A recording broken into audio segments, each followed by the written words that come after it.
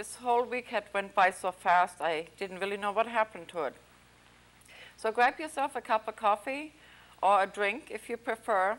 And the reason I said that is we're going to do things a little different today, but then I say this all the time. And we're going to answer some questions for you today that have came to my attention this week. And the reason I mentioned the drink is there will be a very short piece of graphic footage in here on one of the inserts, and I will get back to that a little later just so you are aware of it, and we will remind you of this. One of the questions that is brought to me is why I tape this show. The reason I tape the show is because, as some of you know, I will just pick up and get in my crapper or my RV and go wherever I need to be, sometimes for lectures, and sometimes to just visit a person or tape one of those visits on the road for you. And so I think this is a good time to introduce my guest. This is Carol Wright. Hi, Carol, how are you? Fine, thank you, Lillian. This is the first time you've visited with us? Yes, it is. I always ask my guests how they met me. I met you through my sisters, Barbara, and my other sister, Spirit with. And so we got to spend some quality time together. Yes, we did. And so you're just back in town, and so I thank you for, taking this opportunity to drop in on us. And then, of course, we have Barbara. Yep. And Barbara McGuire, and most of you are familiar with her. So I think we sort of get to the point. When we tape these shows, I thought what we need to do from now on, give you the date when we tape these shows. And the reason that is important, because over the last few months, we've realized that sometimes we will talk to you about a subject, and then 2-3 days later, it's on primetime television, right. And then we can't remind you that we had talked about this already. So I want to go back to the very first show I ever did with a man named Tim Clarkston, and the name of it was Ufology Right Now. Mm-hmm. And we taped that on the 21st of December. Okay? Right. We mentioned in there a gentleman named Joe Firmich that before we aired it was on the national news that he had spent $3 million of his own money for UFO research, and he had now resigned as the CEO of a very successful company that he owned. So having said that, on NBC, the date was the 17th of February. That's right. A program was shown, and the name of it was Confirmation. That's no? right. Mm-hmm. Okay. And I had looked forward to this program all week, and one of the other producers, Nancy Seals, which has a show called Living Solutions, she called and wanted to know would I like to be in her audience, and I did that. So you was nice enough to tape that for me. That's right. So when I got home, my answering service, the tape was totally filled up with people from all over the country calling and wanting to know how come I wasn't on their show. Right.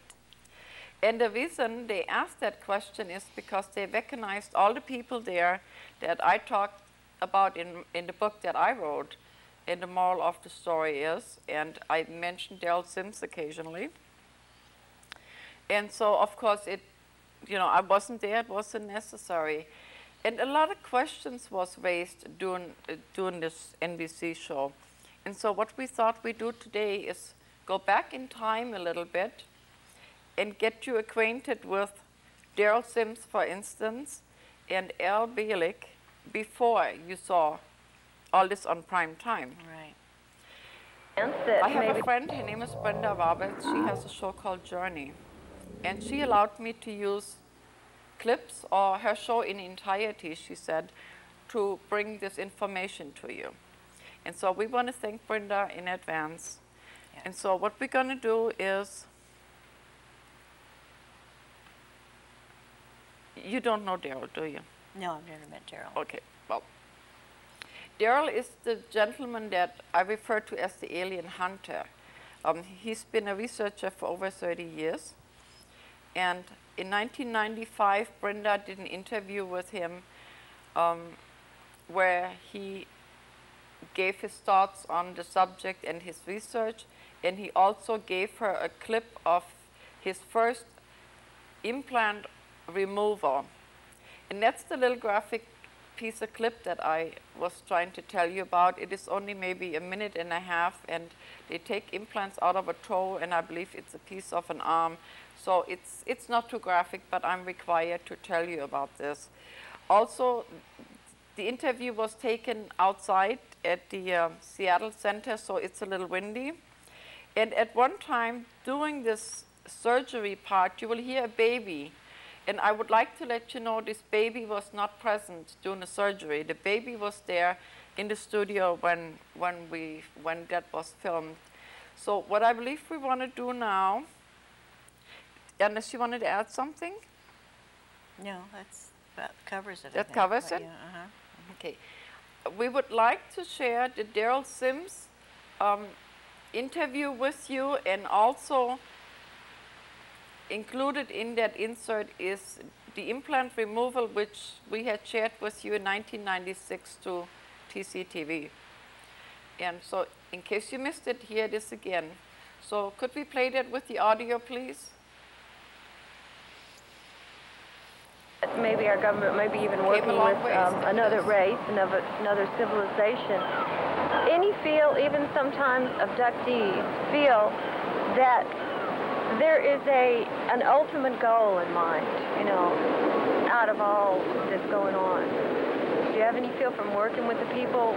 You know, are they just mostly feeling violated, and that's that? You know, no, don't understand many of the people. One of the things when you work at this for a long time, and I've done this for 30 years, is that you learn from the alien presence. And I mean, I don't know about all kinds of other beings people say they're in contact with.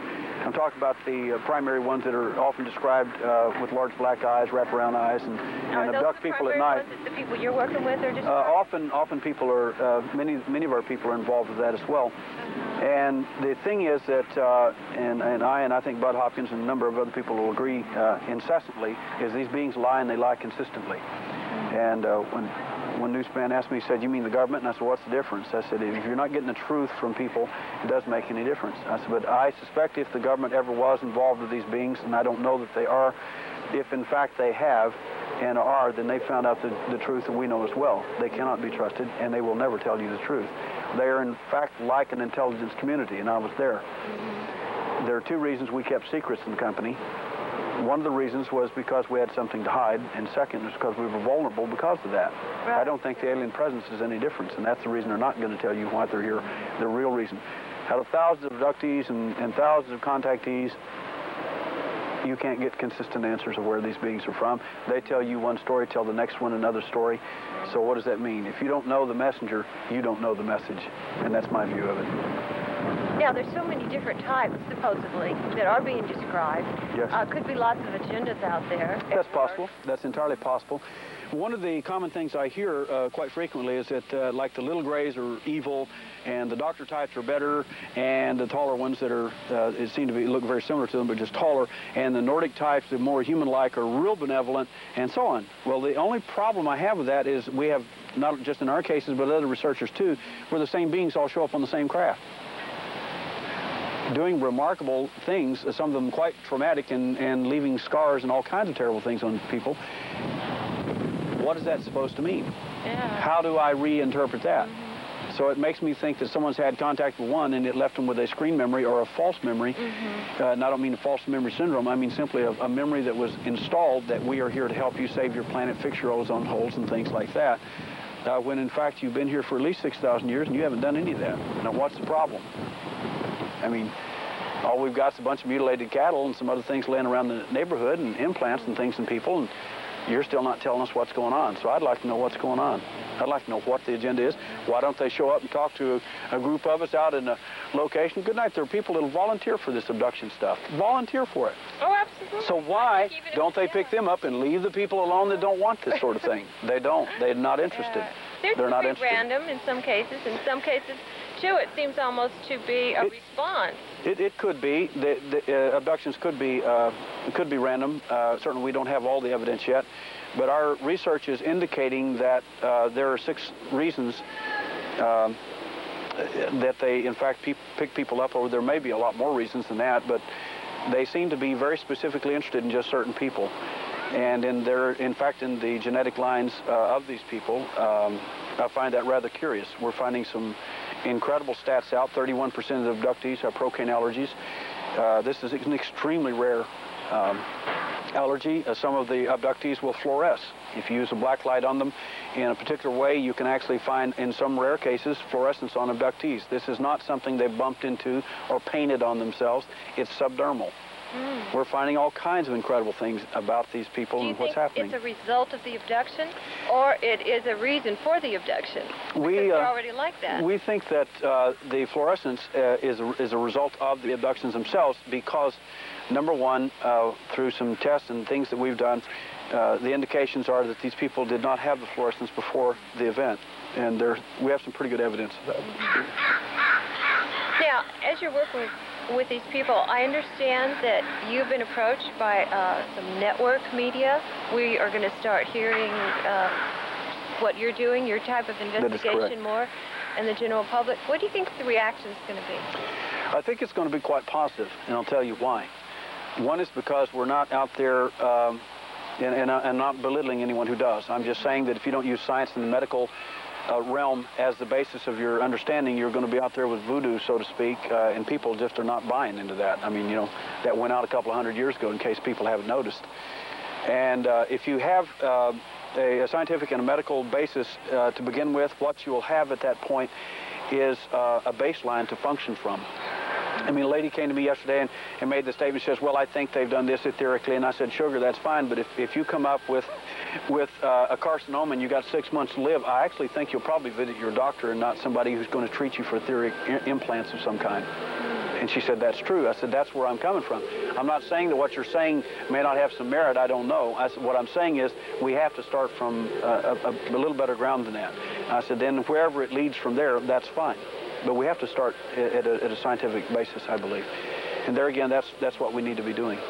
Well, it will help bring this phenomenon to a more concrete, realistic, truthful situation. We've had so many stories and cover-ups upon cover-ups that your approach is one that will, you know, lend some real credibility finally to it. And I've really got to appreciate the work, and you must be stepping out yourself. Now, have you had any kind of problems at all? Have you been followed, intervened? Anybody with the dark glasses, you mean? Yeah. The dark glasses or the wraparound kind?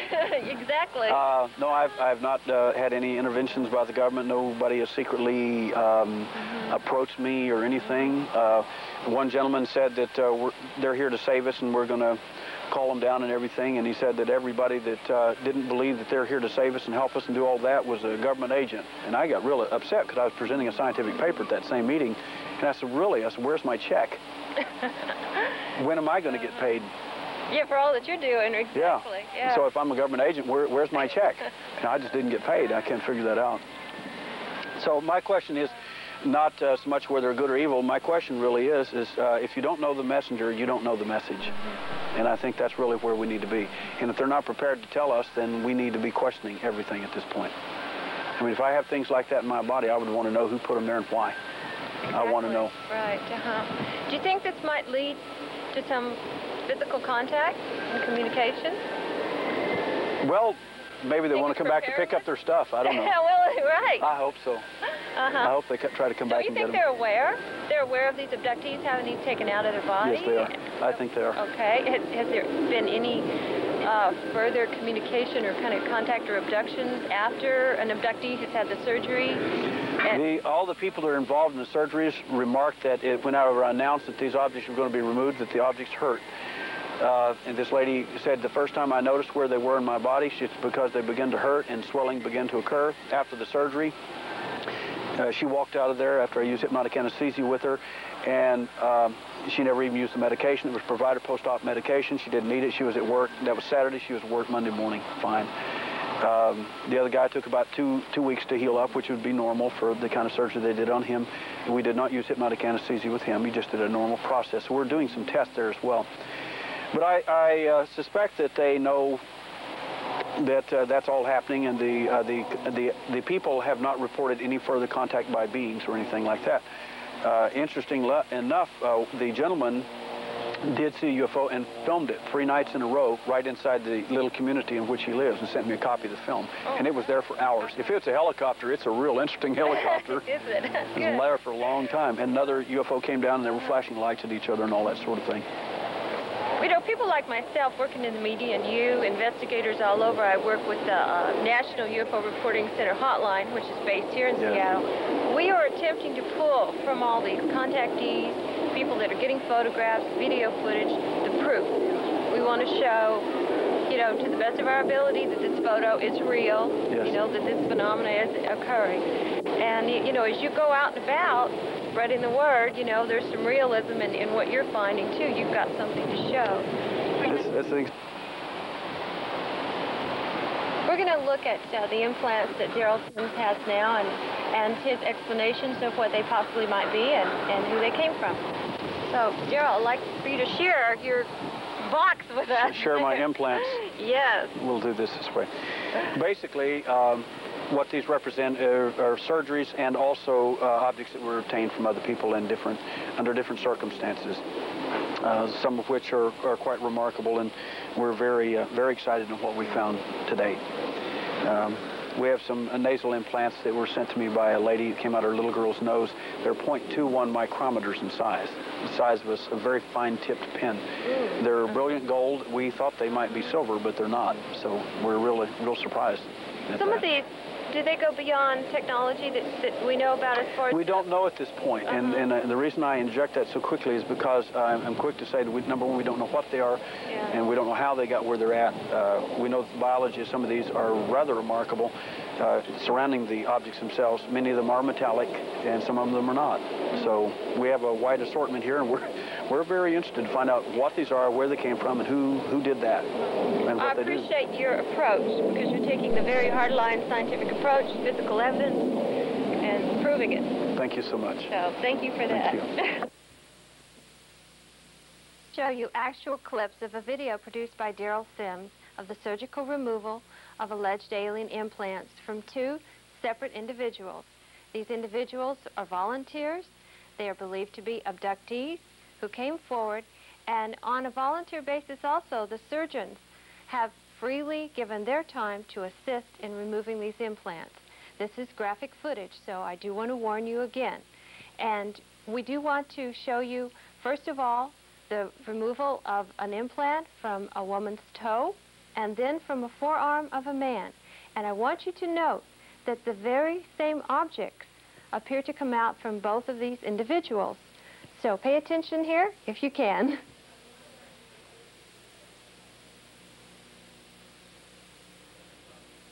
Here is the x-ray of the woman's toe where the implant was removed. It's going to end up being a very small triangular-shaped metallic object, which will also be taken out of a man's forearm. And here we go.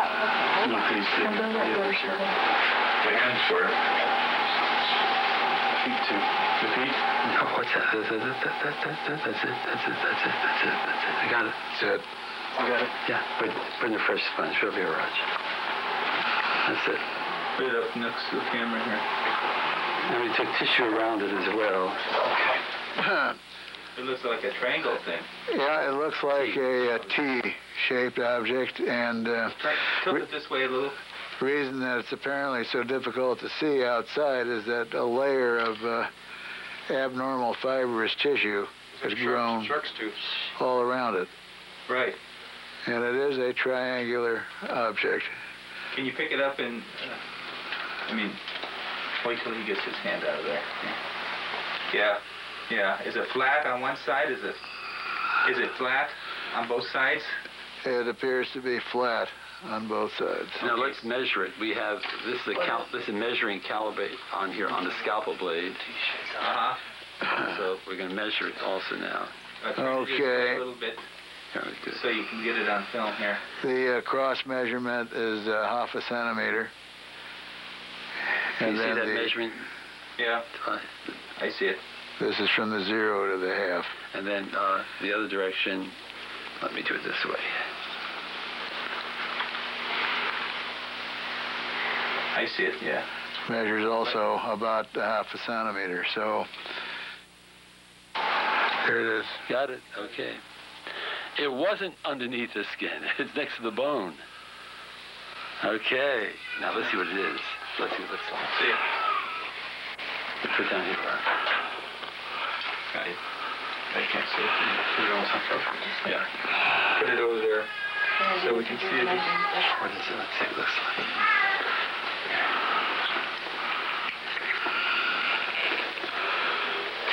The son of a gun, it looks just like... Very similar to the other one. The same thing. Yep.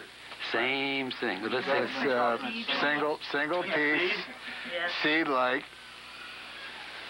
Brand alpha. It's got a lot of tissue attached to it. Let's see. Here, let me hold this. And you take it off. We'll send that tissue in. It's hard metallic.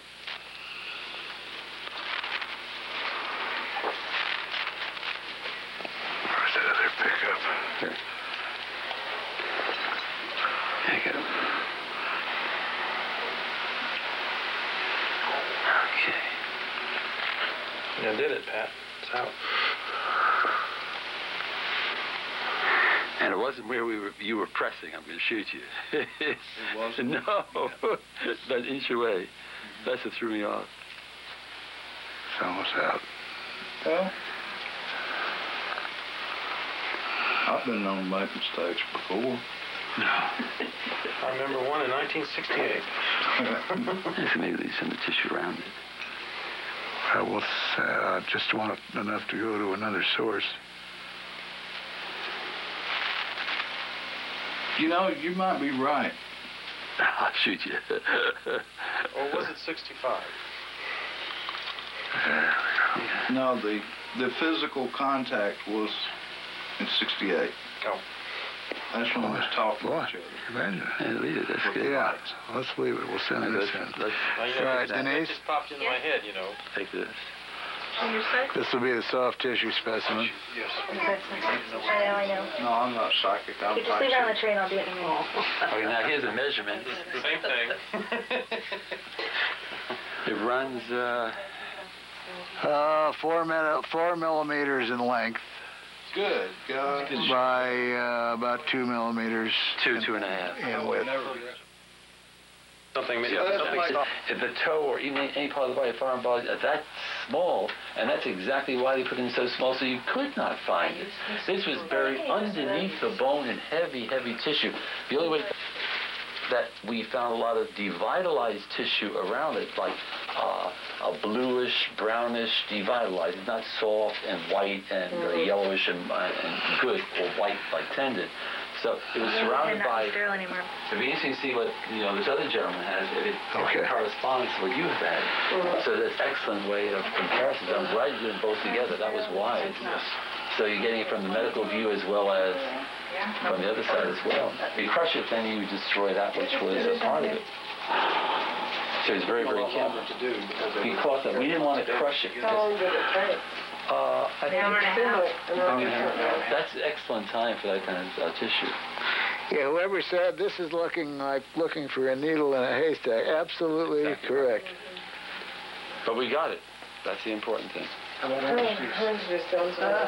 reason that it's apparently so difficult to see outside. What you see here is a cocoon abnormal material that the implant is actually lodged in. All around it. This is a very hard material that the surgeon had a difficulty cutting through with the scalpel. There are 2 little metal rods inside this T-shaped cocoon. It looks similar to a shark's tooth here. On one side of We're telling about the nerve fibers. On both sides. This cocoon-like material was lodged inside a large body of nerve fiber in the toe itself. This was the first thing we found in the first pathology report.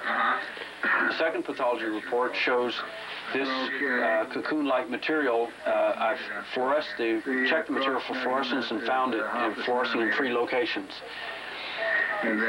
What that means at this point is simply that the material was sent back, the second material, this cocoon material, and they found that this material surrounding the implants apparently has a good deal of surface skin. And the question is, how did the surface skin get located inside nerve fiber, inside the toe, wrapped around it? Galactic neighbors, whatever you choose to call them, is illustrated by my friend David Chase and as described by abductees in contact.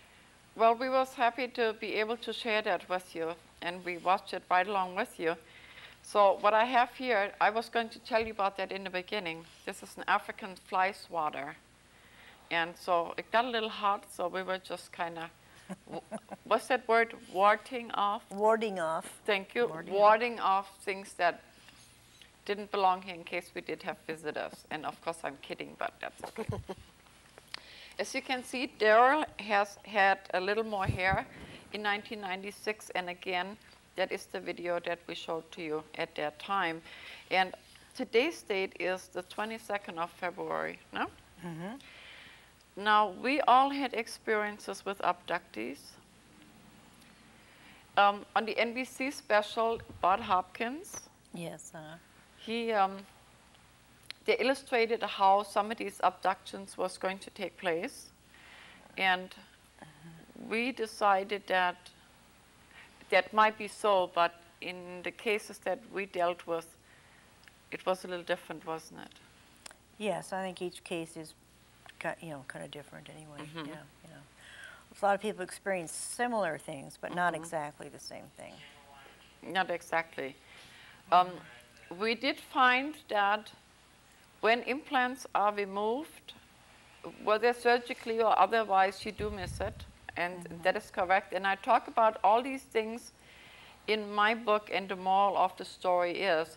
And also, I would like to let you know that anything you see here today, if you go to my webpage, which will be listed at the end of the show, you can link right into Whitney Shriver and Derrell Sims' webpage. I have a report here from a Dr. Sobotka from Everett, Washington, that treated in a lady abductee. We had hoped she'd come and visit today, but she just couldn't make it. And you don't have your glasses, do you? No, I don't. And you don't either. Okay, so I'll muddle through this. How's this? Originally, she had been treated for borderline personality disorder, and I'm only reading this in part here. Some was related to child abuse, and others was related to the UFO abduction syndrome, whatever the nature of the syndrome is. They didn't clarify that. They mentioned that she does have arch circular scars on her right thigh. She has reports of having had disappearing pregnancy in her early 20s, in which she had positive pregnancy test result, abdominal enlargements, size of breast changes, and then suddenly there was no evidence of pregnancy. This is very common among female EAT experiencers. And then here it says further documentation of medical histories would, I believe, reveal other particulars and abnormalities. James Murphy volunteered to give her the test in 1988 if you wish to follow up, and then it gives the name and the address, which I have. If you ever in need of it, I will give you this number. And Lima Bailo, MD, is the coordinator of the TREAT network. That's treatment and research of experienced abnormalist trauma. Wow. Very good. What do you say to that? Yeah, great. I really outdid myself here. Yes, you did. So thank you. And from now on, I'll just go like that again. Now, Derrel did raise some questions on the clip that you saw, and one was, what are they all doing on the same ship, and how did they all get here? And that kind of takes us to a gentleman named Al Bielek. Right. Well, Al worked in the Montauk experience from the beginning, and he had met a lot of the different aliens, different types. I believe he met 5 different types of aliens. I believe there are more than that here, though. And he said that he doesn't know exactly what they're all here together for, but that there is a federation, a galactic federation, and that they all belong to it, and we do too. Whoever was chosen to be on the board of directors, nobody tells us, right? But anyway, he's not, you know, like Derrel said, nobody really knows what their agenda is, and they've been coming here for a long time, because even in Lobsang's book, The Hermit, he talks about all the different aliens in the cave that they took the hermit into, the many different varieties from many different places. Now, tell me about the phone call that you had, Barbara. Oh, yeah, I had a phone call from a lady. I guess she had seen this time show we did. And she says, well, what are your credentials? I mean, obviously I didn't tell anybody just what I do and what I have done. And so I told her, you know, that I've been an ordained minister for 20 years. My sister is very similar to me. We went through classes and stuff together. So we're both ordained ministers. We worked for and helped get the Sandy's organization together. I knew it a minute ago. Yeah, so did I. Anyway, I was the vice president, and Carol was secretary for a while. We did a lot of work in Santa Barbara. I had classes. Carolyn chose to do more one-on-one with people. We've counseled. We've done a lot of UFO work. Carol knew someone named Rosella in Santa Barbara that helped her with some of the investigations and stuff. And we've done paranormal things for many, many years. At one time, we were all on the council of a medicine lodge. You remember that? Yes, I do. And the first newsletter that we had, I think it was the first or the second newsletter, our vice president, Michael, he had added up the years of experiences. Between all of us. Between all of us, between Spirit Wolf, that I make reference to yourself, and mine, we had 110 years. Right. And then we have to add you, so... Carol and Michael. Oh, yeah, we forgot at least about another Michael. 170. There was about 170 years of experience here. So in case that isn't, you know, what needs to be done here, what I thought we would hear again from the expert, Al Bielek himself. Now, you've met Al. Yes, at a lecture in Yelm, I met him once. Yeah, and briefly. I've met Mr. Bielek, and in the second part, now keep in mind this is a 2-part show. We just couldn't overload you and put all these different things in one show. In the second show, you will hear from Preston Nichols, excuse me, that was affiliated with the Philadelphia and the Montauk experience. Right. And he talks about different times, but that is going to be in the second part of this show, which will air at a little later time. So before we chit-chat about the rest of it, how about we go to Mr. Al Bielek himself? And again, Brenda Roberts is conducting this interview, and he kind of has the answer to Derrell Sims's question, how did they all get on the same ship together?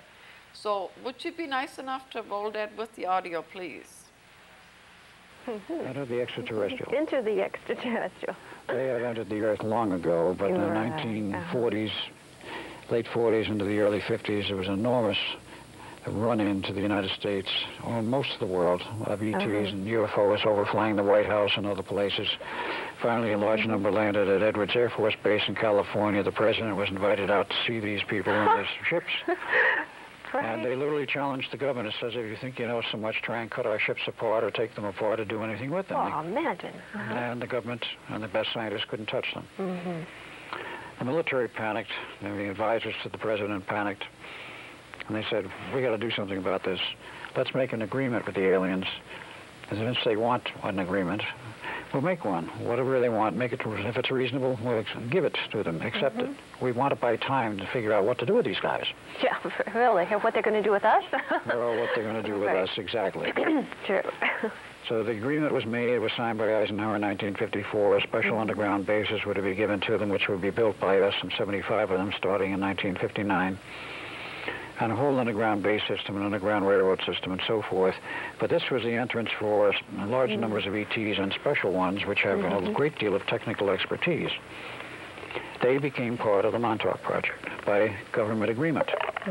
They wanted to help the government. Help the government? Yeah, assist the government. No, assist the government. Don't they know everything already? To build this new project, this new station, involving time tunnels and time tunnel research, and show us how it could be done to create a tunnel through space and time simultaneously. Any of your people who have read Dr. Carl Sagan and his ideas of wormholes in space and time, this is exactly what they did at Montauk. Sagan talks about theory. I'm talking about fact as to what actually happened. With the alien technology added to what we already have, we built the equipment. And it became very successful. A lot of problems at first in 75, 76, and here in the underground, because there's 6 levels of underground at Montauk. The government people, the military, the civilian scientists, again, many of them were German, not all. And all of the people and personnel, including aliens involved. There was a lot of reptilians from the Orion Confederation. There was one specific form of reptilian who sort of stole the show and actually was a Draconian. From Draconis Major. We nicknamed him Charlie. There was only one of them there. And he represented all the aliens. We had Greys. We had those from... the Zeta Reticuli. Zeta Reticuli Greys. And I think you said they were at that time tall and short ones. The little short ones, the 3.5 footers. The little clone version. They got underfoot. We had the 7-foot version who were quite technical and quite proficient, but also quite old. And we had the group from Sirius A. And they were the very advanced technical group. And they looked more humanoid, didn't they? They looked very human. They That's did, right. Not totally, but very human. The difference was they had vertical slit eyes. Yeah. And the skin was perhaps wrinkled. And they're all running around together in these underground bases. They were running around together in this underground. But the underground was big. It was huge. So there was no problem of tripping over each other. No. They made the system work, basically. That's the end. I have to apologize for that tape. I forgot to tell you it was really kind of old. But that's the only way we could share that with you. So what we thought now we was going to do is talk about some of the cases that we are familiar with. And you want to start with, would you like to start with an abductee case that you know of?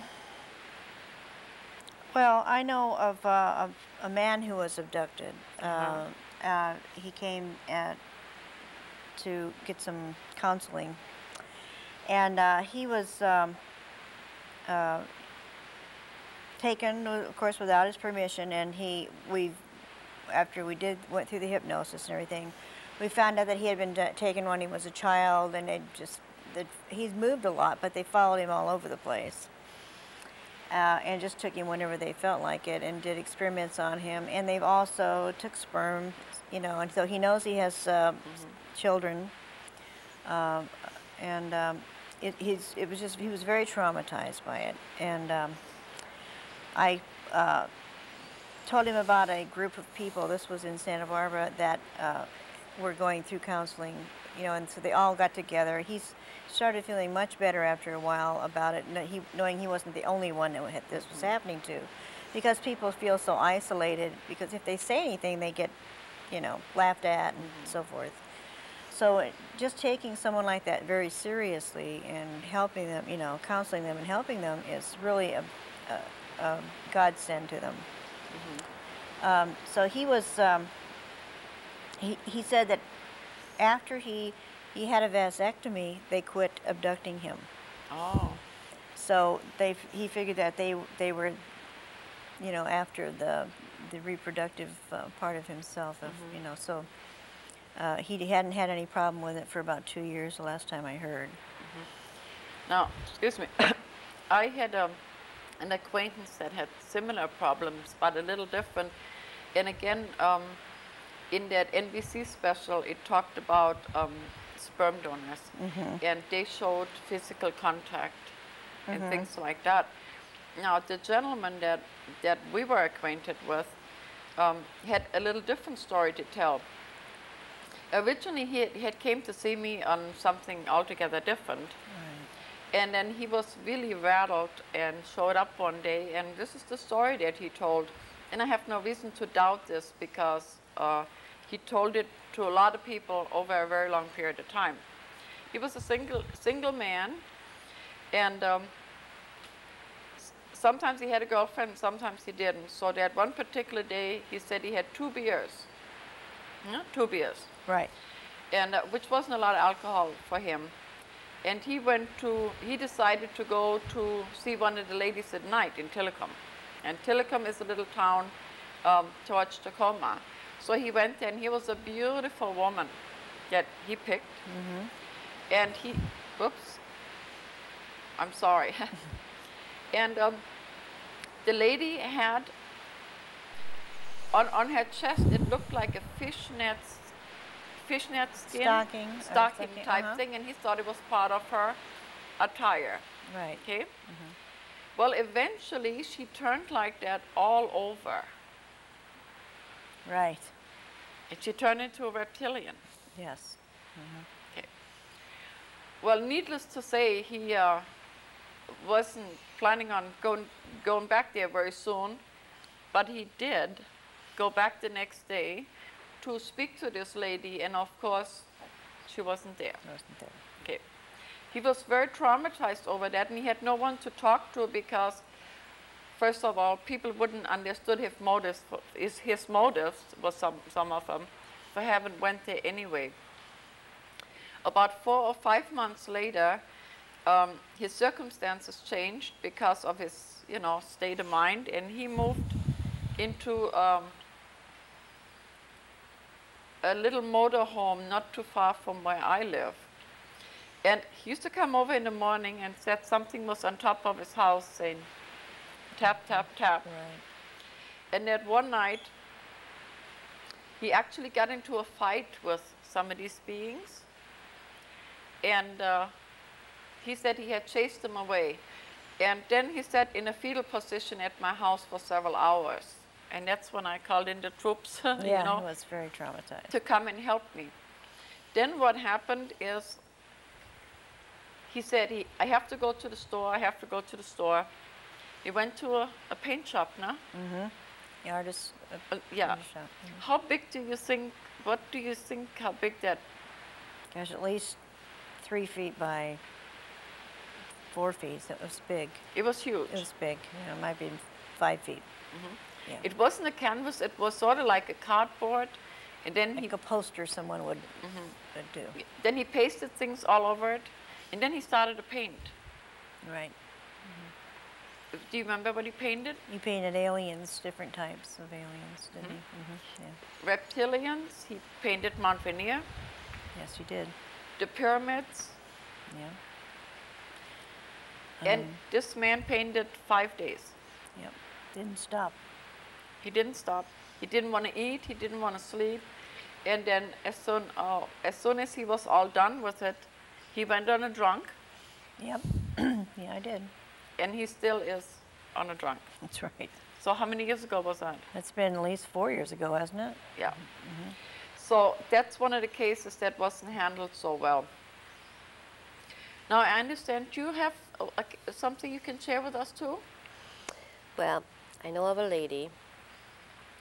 She's in California, and she was a nurse, and she had a boyfriend who was also working in the medical profession.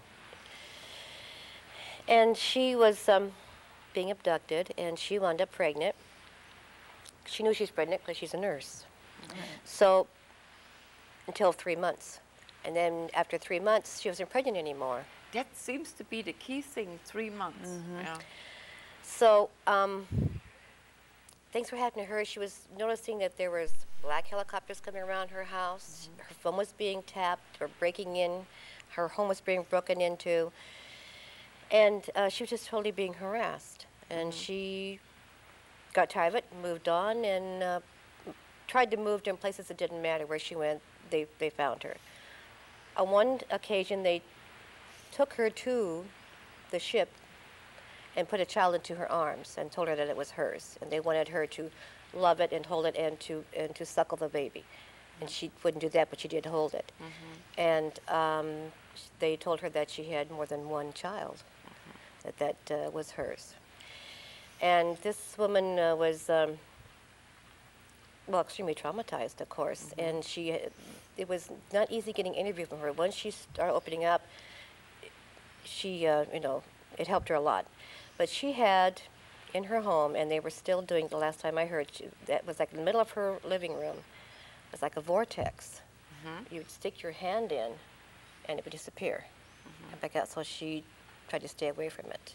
And the last thing I've heard, she was still being taken and harassed.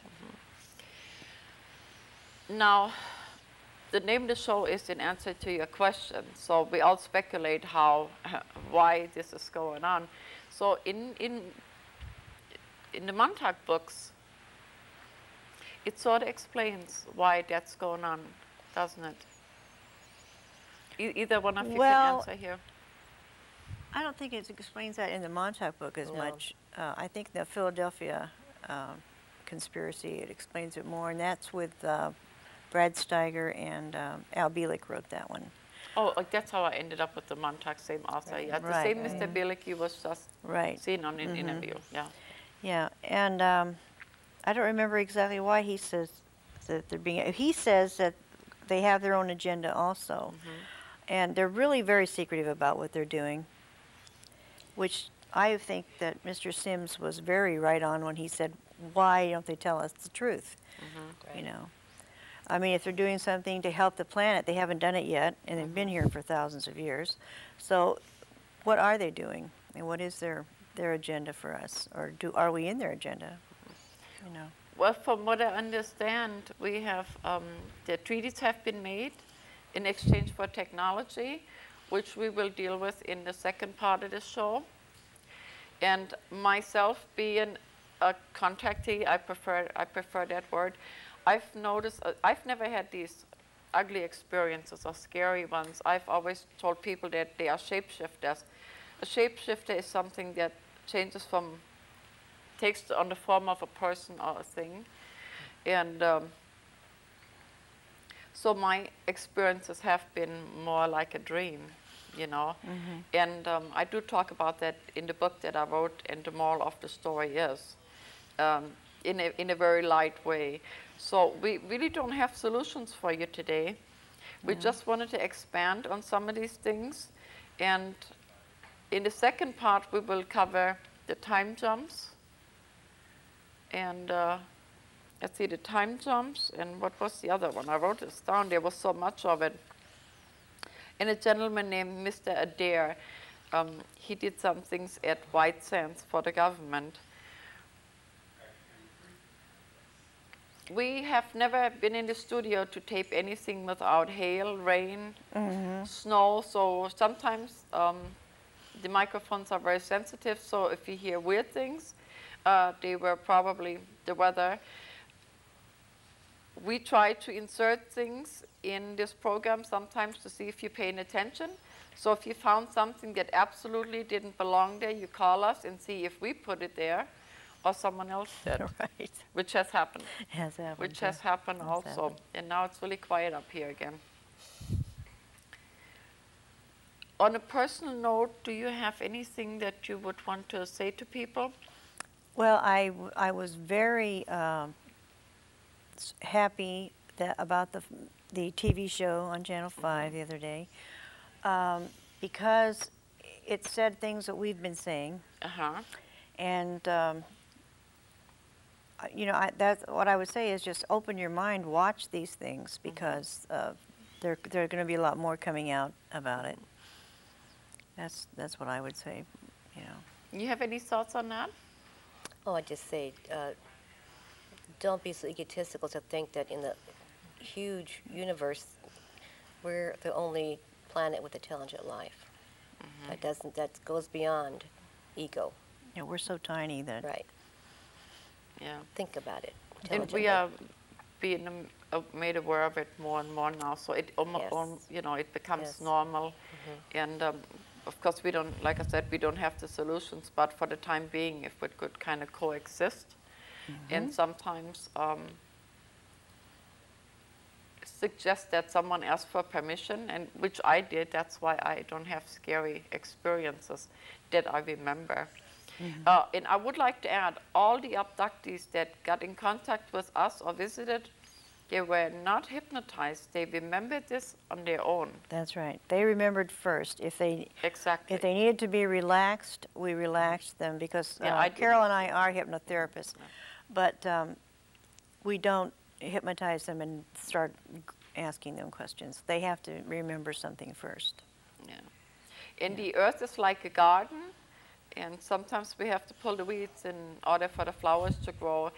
And we also do experiments on animals. Sometimes we'll take a bird because we want to keep track of it, or it's in endangered species. So for the time being, we pick up the bird and we tag it, and the bird is probably traumatized too.